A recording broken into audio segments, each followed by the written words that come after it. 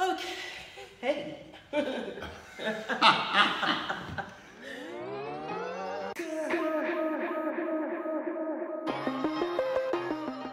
Hello, welcome to my studio and welcome to another art exhibition vlog with me, Adelaide Damoah.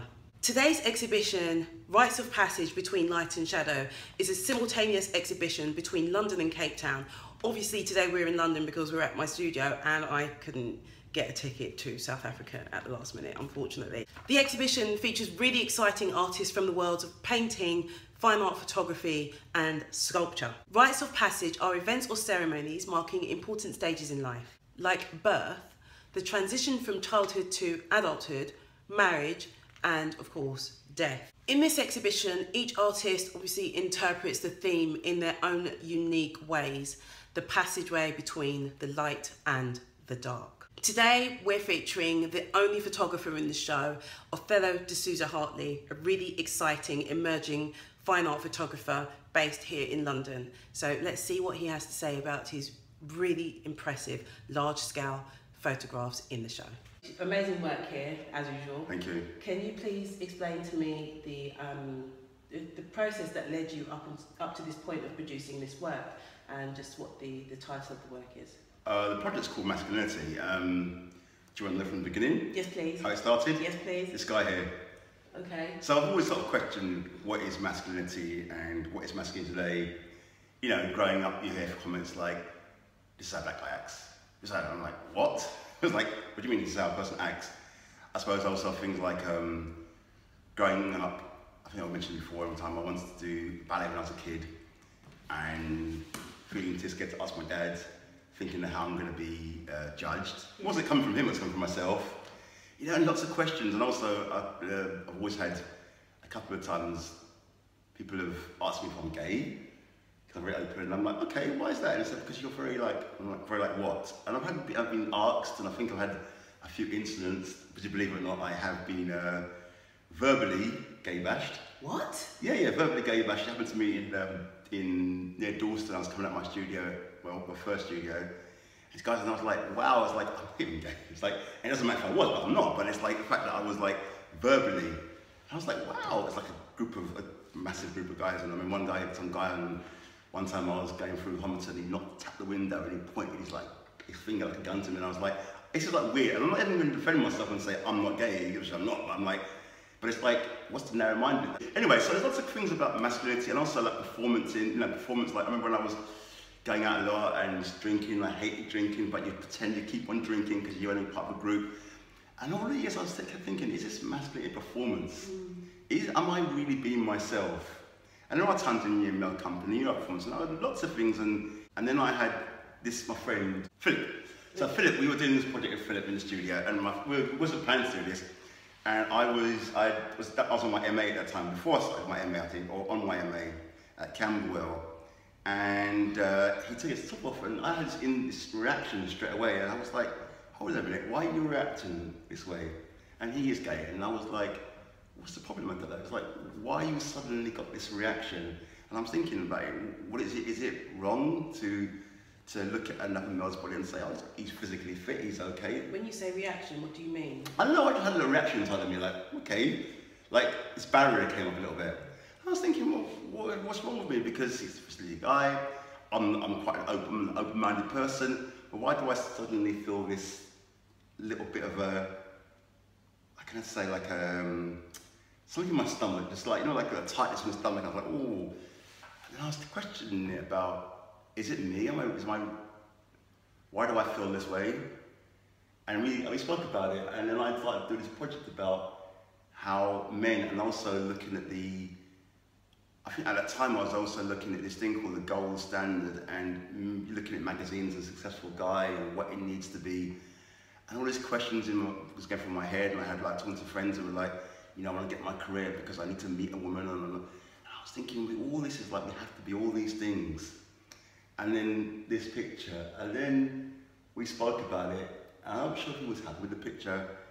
And I thought, okay, wouldn't it be interesting if I got some men to go topless in front of the camera? And literally it took me a year, because I didn't intend to do this whole project. I was just going to do like, maybe just do a couple of shots of a couple of guys' portraits. I was thinking going completely naked, but that would be totally impossible because I couldn't even get guys to go. And then I didn't want bodybuilders because that'd be easy. So I like approached different guys, and it took me a year to get different guys because I got things like I need to go to the gym, I'm not physically fit, I'm too old. And like one guy called me and he said, like, I heard about your project, and he said, yeah, great, because you know I'm quite old. I said, it's fine, my work is inclusive, cross-section of men from all different cultures, ages. And he came to the studio and he was like, you know, I'm old. And I said, but the whole project is about inclusiveness. And then I had guys who were coming who were quite shy, and there's all this thing about their image. And I started thinking about the male gaze, and I'm thinking about before, there's always been a female gaze. And now with magazines, and this, like I said, the gold standard is always the images of men in magazines of this like successful guy. Our guy is starting to feel this pressure. And I noticed a lot of insecurity. So from that, I decided to get different men in front of a camera. So what I did was I set this camera up in the room. First of all, when I first started, I was in the room with them, but I realized when I'm in the room with them, they start to perform. So I decided to not be in the room. I'd leave them in the room by themselves. So I posed 2 questions to them. Was like, what is your understanding of masculinity? And what is your understanding of your own masculinity? It's really interesting that some of the guys were like, isn't that the same thing? Literally, this turned into therapy for some guys. I mean, I had some guys opened up. And if I do a solo show, I've interviewed them off camera afterwards. So I had the camera set, I left them in the room, then explained to them afterwards about what I'm doing. They knew it was about masculinity, but I didn't pose any questions. I didn't want to think about it. And they just started to perform in front of the camera. And then off camera, we did interviews. And honestly, the things that were revealed to me about guys and insecurities, cross-section of guys, I think the youngest guy was 19 and above. And all these insecurities about what is it to be a male today, relationships with their fathers, the male protector, the gold standard came up. When the gold standard was just something that about is you have to achieve this certain thing, and how do you feel as men if you're not achieving these certain things? Sometimes it was the relationship with, like in the old days, yes, it was probably a bit sexist, but a man knew his role, and today is like, what is the male role today? Not understanding it, because you've got to be the provider, you've got to be the look after your children, and all these components, and what is it really? Does it really have, what is masculinity? And so there was a lot of these questions came up. And then from there, I started thinking about my own masculinity and my own sort of insecurities. And I come from a performance background. Long before I started photography, when I was a teenager, I was like going to performing arts school. And I decided that wouldn't it be great if I could bring this performance back into my work? And then I thought, wouldn't it be great to turn on the camera with myself and challenge some of my own insecurities? So that thing about going to like the barber shop, there's a car garage, a number of other places, and going to those places. And it was about, sometimes when you're in these kind of very male environments, how you feel in the inside, because a lot of bravado, and how do you feel when you're not really part of that, or you're pretending to be part of that. And so this was taken in a barber shop. Again, it took me ages to find a barber shop. Every time I went to a barber shop and asked them, told them what I was doing, they was like, no, because it was like, they couldn't confront this whole thing about this male nude. In the end, Faisal Abdul is an artist. He gave me his, because his studio's below that, he gave me. And then finding a garage, I approached loads of garages, and I think a couple of garages thought I said a female was going to be nude, and they were like, yeah, take my card, yeah, you can do it. I was like, no, actually, I will be going naked in the car garage. And honestly, it was like, yeah, call me tomorrow. You know, like call me tomorrow. They couldn't confront it. And actually, when I did find the guy through Faisal, the guy gave me his keys and just call me when you finished. So it was that kind of thing going on, so it was really funny. So I did a whole series about that. And then I decided that, I think, okay, I grew up in London, I know London, I think I've only lived outside London once. I lived in New York for like 3 months when I graduated. And I thought, wouldn't it be good to go somewhere I'm uncomfortable? And I remember watching this documentary about the north of England, and there was a guy in his kitchen saying he felt demasculated because he doesn't have a job. And I thought, that was interesting. He feels demasculated because he doesn't have a job. So you define yourself by your job. And then I started to got in touch with the Samaritans. And between the ages of 25 and 55 were the highest suicide rates amongst men. And this whole thing about silent suffering. I did one picture with myself behind a door that represents this kind of silent suffering.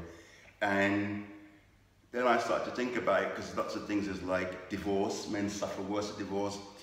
Men getting older and not wanting to settle down because they don't think they can afford to have a family. Loss of jobs. There's lots of jobs, and there's all those other things.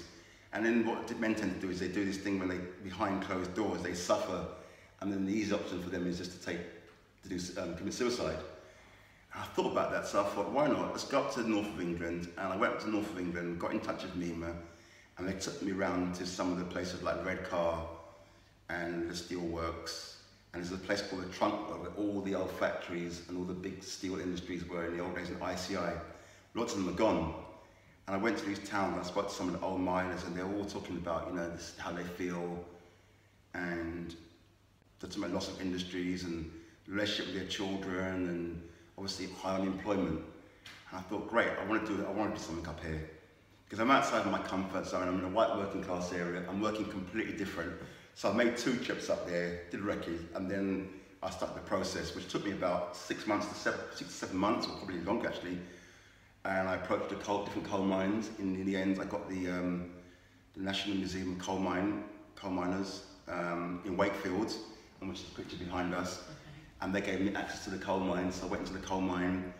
I did REDCAR, the Steelworks, which is closing down, which is probably closed down now. And I interviewed local men as well. And it was amazing that I was in the room, and I was like my own insecurity. I was thinking, black guy from London, you know, artist. Are they going to think that I'm a southern, you know, all pretentious? And I got there, it was amazing, because I had these northern blokes, big northern blokes, coming into the room, myself and my friend who was helping me interviewing.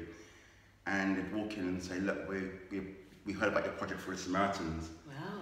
And I had 2 blokes say to me that one of the guys was saying, yeah, we were doing really well. And when they first, I think this was like early 90s, when they had some sort of crash or something, they were all in the pub and they were drinking.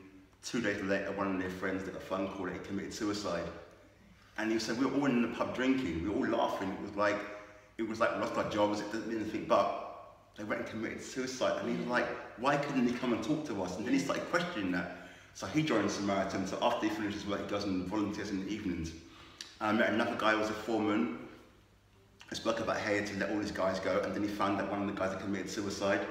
And then honestly, it was this magical moment where it wasn't about race, culture, it was about being male, and we were in this room, and we were discussing what it's like to be a male today, and what also for them being a male in the north of England, and their relationship with their wives, their children. Some of the younger blokes talking about having to leave the north and coming to the south, break up with communities, and it was just beautiful. We had this, an amazing relationship with these guys.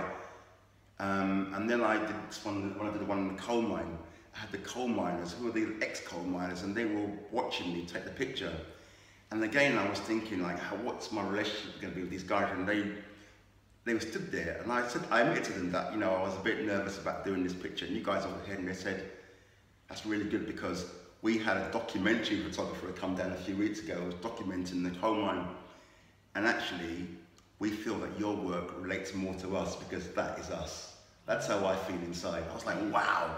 This is how, and I said, you get naked. We had 500 blokes in the showers after a shift. So this is nothing to us. But the fact that they were all there watching me, and we had these conversations about what I was doing, and they really kind of admired the project and understood the project. And then I actually messed up. So I had to come back the next day and to show you how much they understood it. This coal mine, which is now a museum, that opens up at, say, like 10:15 every day. I called them, like, I think I got there about 9:15 or something, and they were there, and I said, listen guys, I've kind of messed up one of the pictures, I didn't come out right, and I don't want to go back, because obviously this is the north of England, and when I come back to London, I spent 2 weeks in the north of England doing this project. Where in the north? Northeast. Okay. So I did Newcastle, Wakefield, which is more Yorkshire, Middlesbrough. So I was all in all this, but I hired this country cottage in the middle of Yorkshire Moors, still in the Yorkshire Moors. I just wanted peace and tranquility, and we drove to different locations. So obviously I had 2 weeks, and the project was sponsored by a guy from London, from Open Visor, Abbas. He sponsored it because he heard the project. He was like, I really want to help you, I've heard about your work. And I said to him, yeah, but my work is, I have really grand ideas on a project, but it always requires a lot of money, and I need a team of people to come with me. And he was like, listen, I'll just sponsor it. So he donated £5,000 towards the project. I went there and I said to the guys, look, I need to do this project, and I think I've messed up on the pictures, and I'm not really sure but I really had to redo one of the images, and they was like, right, get him down the mine. Literally, we'll give you half an hour, get him down there, and all these blokes jumped into it, got involved. They were calling each other, right, let's get him, let's help him out. Literally, got him down the mine. They were all there, they helped me out, helped me to get the picture. And I was just like, I was so touched. I was like, amazing, these guys, it really touched them. Yeah. And then I went to a place called Swan Hunter in north of England. And that's the only picture that didn't really come out right, because what I really wanted was where they actually built the ships. But that place is completely gone. All you have is this huge kind of open space now where these ocean liners used to travel up and down when they've been built. But I really wanted to go into that place, and it was really hard to get access because of health and safety. So I did one outside, which wasn't the best one out of the series. So I probably never use that one. Maybe if I do it in a museum, it'll have more context then, but I don't think it's a picture that can stand on its own. And I had one of the guys who actually worked at Swan Hunter. And again, this is a big northern bloke, and you think they wouldn't understand, but he was talking about art. He was talking about his girlfriend, talks about art, and now he's met me, he's really getting a deeper understanding of what it's about. So he turned round while I was naked, so I had to have security there because these places, you know, there was health and safety. And he turned around for the whole picture, so he was facing this way and he wouldn't look at me. So I was naked in November in Newcastle, freezing cold. And he literally walked up to me afterwards and goes, mate, you're more man than I thought you were. Wow. And I was like, whoa! But it's these conversations we kept having afterwards because they really understood it. He was like, yeah, thank you, because the South doesn't understand what we go through at the North. And you've really highlighted what we go through, because this place used to have queues of men all lining up to go into this place. And now they're just, again, just like the coal miners who are now the tour guides, they're just like guys who just do a bit of security around this shipbuilding place. And honestly, we just crossed everything, and the sort of relationship I had with this guy was, I'm telling you, unbelievable. They were like, thank you for doing this. And I had calls from them going to, when are you going to get this exhibition? When are you going to get it in the North? Mima was considering it, but it didn't happen at Mima. But literally, one called me, was it last year or beginning of this year, and said, listen mate, I really hope they get this exhibition off the ground, because it needs to be seen, because you've really touched on something here, you've really touched on something. And I was like, wow, I was like, you know, so that's the idea of the project. And so it's gone on to do this, and lots of interviews, and I think I've really come to the end of it. The next project's called Fathers and Sons, which I'm working on, which I've written, and I'm ready to start working, just trying to raise the funding. And I just want to touch on men. I spoke to a few guys who work in the city and what goes on in the city, and particularly guys with money. And I spoke to some guys who are older and wealthy, and said how it's changed from their days of getting older, and you think that once you become a certain age and you're wealthy, that's it. But now it's about being wealthy, physically fit, and same pressures that women are going through. And like, wow, okay. So I really want to touch on one. I want to do the stock. I want to do a trading floor. I want to do an Athenaeum, football pitch, and then there's probably about 5 more images. And I want to do an estate. I want to touch on a bit of this youth crime going on at the moment. And I think this project will then come to a close for now.